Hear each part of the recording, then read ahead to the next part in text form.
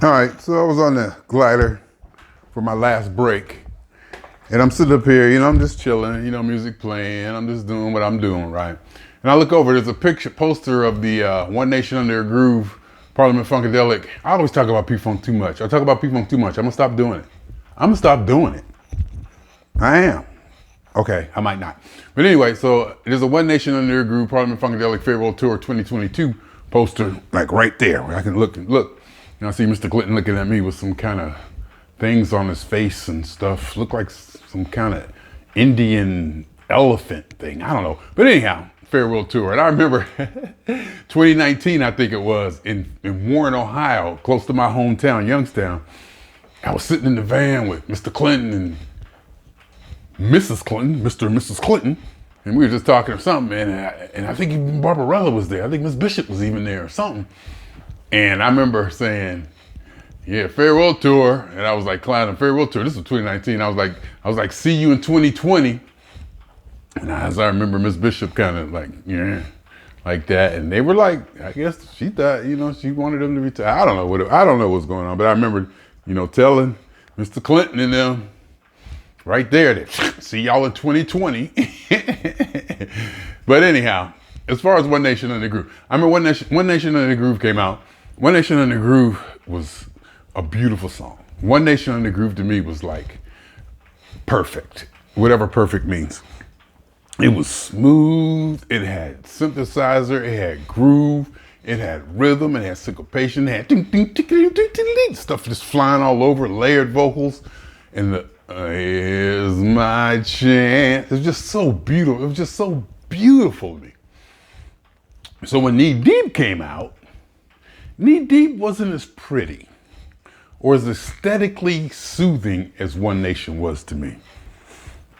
But I remember when Knee Deep came out, and it was a thing, I had it. I was the P-Funk guy, so I had my little 8-track, portable 8-track, carry around.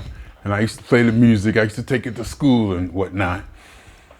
But somehow, and I was trying to figure out how I did that.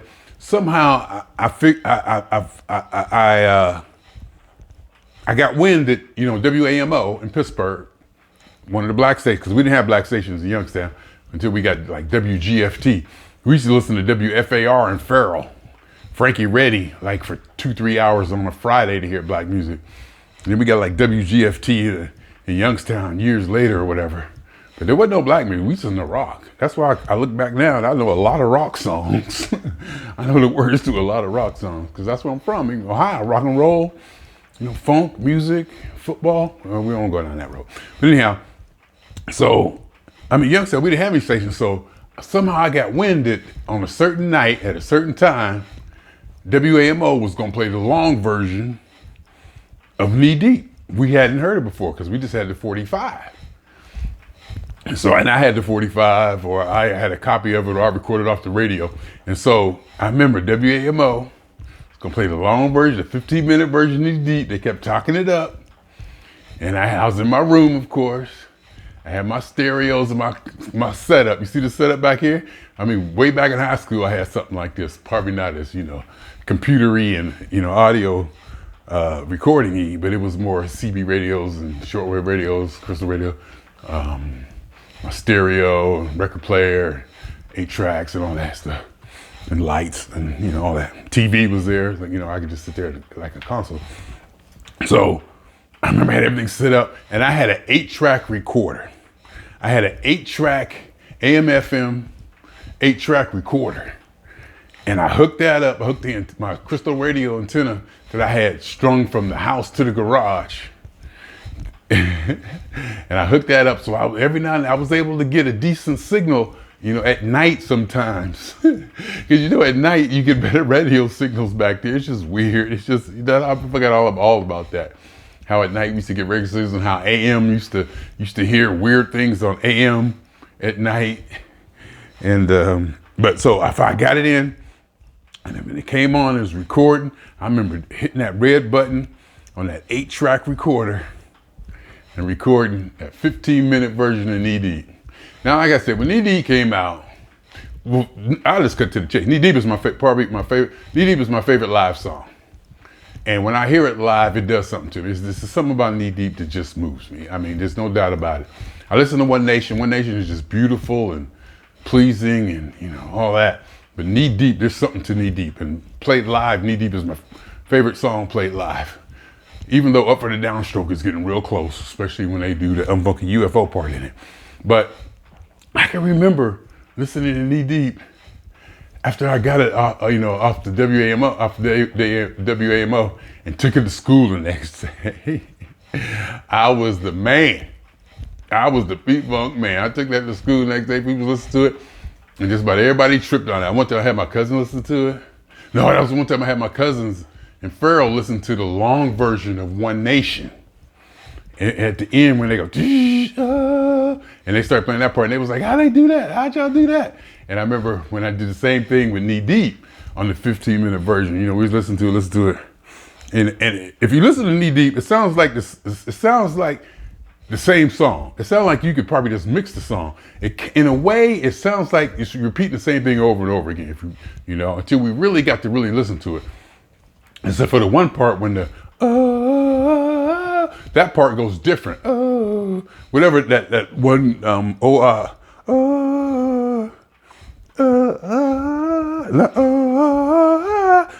one. I think it's the one when the girls do it when Mr. Thomas is scatting and they go that part when the girls go something one of those. And they did that, they do it differently on the end of the song, 3/4 through the song. And people heard that at school. I was at Chauffeur Career Center. I remember who was there. I think Marty James was there, Rod Hennings was there. Dude named Dave Martin, I think, was there. Kevin Scroggins used to hang out there. I can't think of the names of other people. Leland Bennett, I think he was in there. I remember him. But we was in there for radio, TV, electronics. So I was down there and I listened to it. And they went, whoa, because they heard the chorus sung differently than that does. And I remember I was the man. That's who I was. You know, I was the Pete Funk guy. But I had that stuff set up. I was ready in my room, had my AM FM 8-track recorder, had it hooked up, lights on, and I was ready when they played Knee Deep. You know, he was talking, you know how they talk a little bit in it. I didn't care. In 15 minutes, and I got a good recording of it. Ooh, hoo, hoo. And I even think back then, at that time, I'm sure that I probably figured it out. But I don't think back that time I could even make copies. I don't even think I had the capability of recording from one to another. But I'm not sure. I'm pretty sure I figured out a way to do that eventually because cassettes came in and then it just took off once cassettes came in later.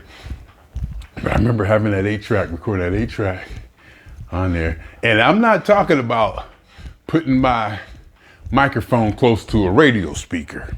No. That ain't how I roll. That ain't how I roll, putting the recorder next to the speaker. No, I had to have direct input, okay?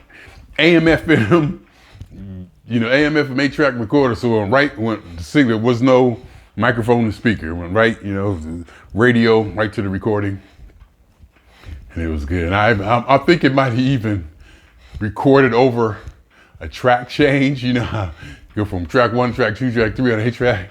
I think it might have just recorded over a track change, and then you hear, and it just keeps going. And because you remember, some songs would fade out, then the track would change, and then they'd fade back in. I think Parliament had the 8-track of Mothership Connection.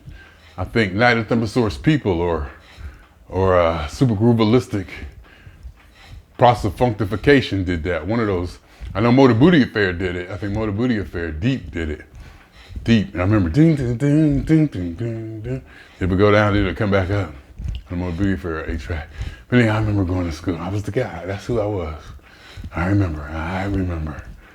And what I remember, what really got me was WAMO, the technical aspect. I found out that they was gonna play it. I was there. They recorded it. I recorded it. I had my setup. Went to school with my little portable 8-track player. Let folks listen to it. Yeah, that was me. You know, electronic guy. You know, just into that music and into that kind of stuff. And yeah, I remember too. I remember One Nation was so pretty and just ding, ding, ding, ding, ding. It had drive. It had choruses. It had vocals. It had "Here's My Chance." When he did that, oh my God, it was just so beautiful. And then Knee Deep came out. And at first I wasn't feeling it. I mean, I don't know. Maybe saying I wasn't feeling it might be too harsh a word. But you know, at first I was like, okay. But it definitely didn't start off as being the monumental hit or the monumental song it is today in my life. Anyhow, I just remember that. My name is Jeffrey.